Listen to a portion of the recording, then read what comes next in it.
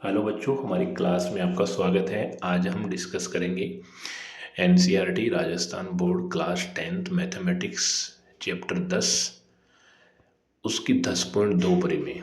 ये परिमेय कहते हैं कि बाहरी बिंदु से वृत्त पर खींची गई स्पर्श रेखाओं की लंबाइयाँ बराबर होती हैं। तो चलिए बच्चों, सबसे पहले हम एक ओ केंद्र वाला एक वृत्त बनाते हैं। ये हमारा वृत्त हो गया जिसका केंद्र ओ है। अब बाहर में एक बिंदु लेते हैं जिसको हमने नोट कर दिया पी। इस पी बिंदु से अब हम दो स्पर्श रेखा खींच सकते हैं एक वृत्त के ऊपर। वो दोनों स्पर्श रेखाएं हमने खींचते हैं। पहला जो स्पर्श रेखा है हमारा हो गया पी क्यू। दूसरा जो स्पर्श रेखा है वो हम मान लेते हैं बच्चों पी आर। अब हमें परिमेय में इस बिंदु को लिख देंगे हम आर। तो हमने एक ओ केंद्र का वृत्त लिया, बाहर एक बिंदु पी ले लिया। बाहरी में स्थित बिंदु से हम इस वृत्त के ऊपर दो स्पर्श रेखा खींच सकते हैं, एक ऊपर के साइड में क्यू और नीचे के साइड में आर। अब जो स्पर्श बिंदु है उसको हमने केंद्र से मिला दिया और पी बिंदु को हमने केंद्र से मिला दिया। ये हमने प्रूफ करने के लिए बेसिक वर्क कर लिया। अब आपको बोर्ड के एग्जाम में प्रॉपर लिखना है जो हमने माना है। हमने मान लिया, हमने लिया है कि ओ केंद्र का एक हमने वृत्त बनाया, वो हमें लिखना है। साथ में हमने बाहरी बिंदु पी से दो स्पर्श रेखा उस पर ड्रॉ की, पी क्यू तथा पी आर। ओ वृत्त का केंद्र लेते हैं और उसके बाद हमने बाहरी बिंदु पी से दो स्पर्श रेखाएं बनाई हैं। बाहरी बिंदु P से दो स्पर्श रेखा बनाते हैं।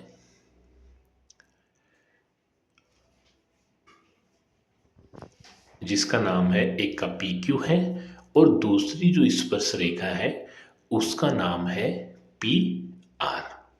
ये पॉइंट्स आपको साथ में लिखने होते हैं, नहीं तो आपके मार्क्स काट दिए जाते हैं, खींचते हैं।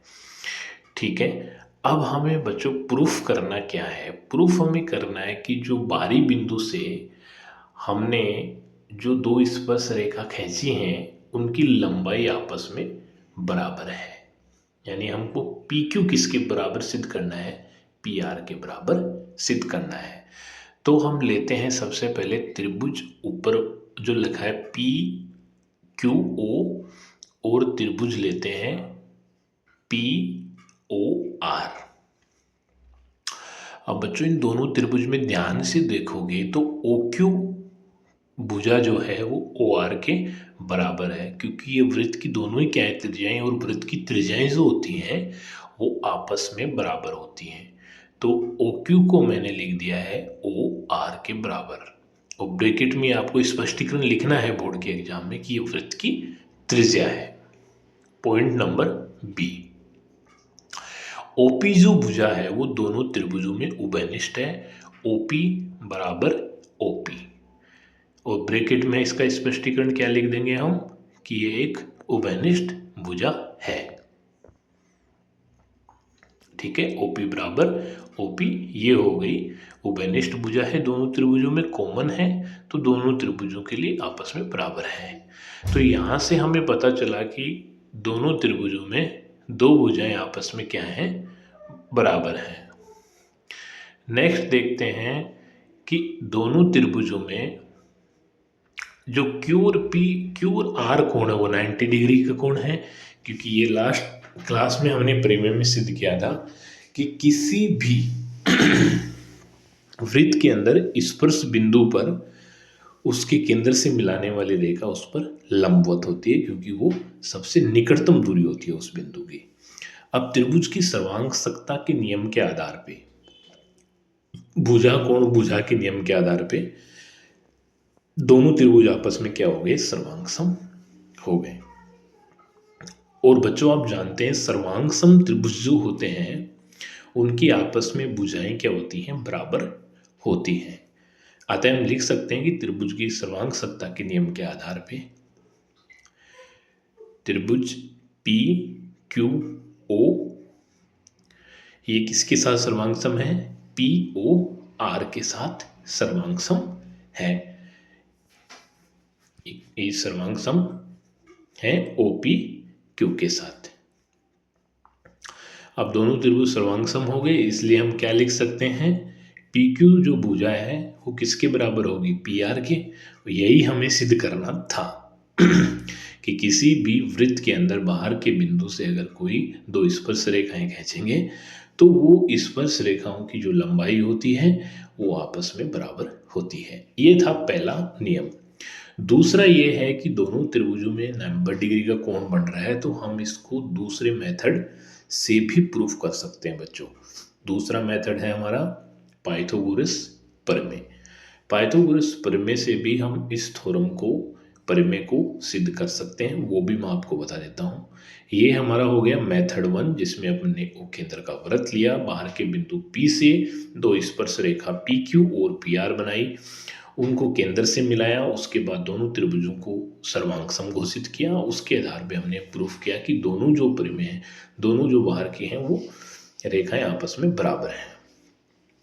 नेक्स्ट मेथड देखिए पाइथागोरस थ्योरम के मेथड से। हम त्रिभुज लेते हैं सबसे पहले PQO, एक त्रिभुज ले लेते हैं, उसमें ये थ्योरम लगाते हैं। पाइथागोरस थ्योरम के अनुसार भी सिद्ध करके बताता हूँ। तो इस थ्योरम प्रमेय को हम दो तरीके से सिद्ध कर सकते हैं। दूसरा मेथड है पाइथागोरस प्रमेय के अनुसार। अब हम लेंगे त्रिभुज PQO।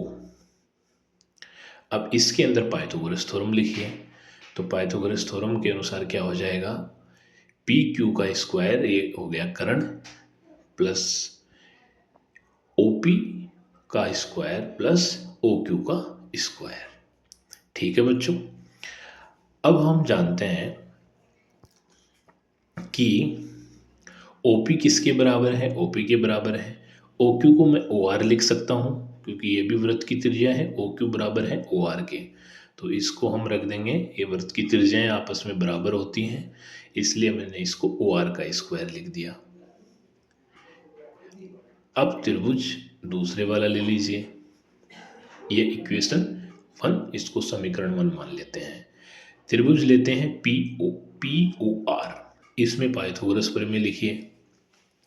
PR स्क्वायर बराबर PO स्क्वायर या OP square plus OR square.